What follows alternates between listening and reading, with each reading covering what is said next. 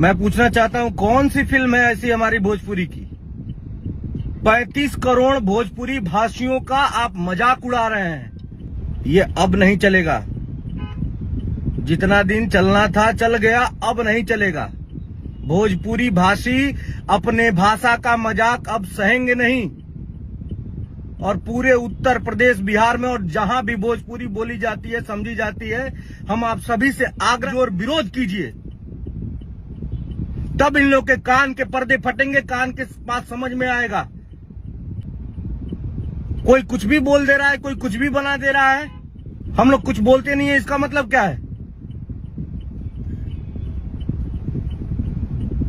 हम अपने सभी भाइयों से आग्रह कर रहे हैं, अनुरोध कर रहे हैं कि आप लोग इस तरीके की जो भी चीजें जो हमारे भाषा का मजाक उड़ाती हैं, जो हमारे संस्कृति का मजाक उड़ाती हैं, इसका विरोध किया जाए।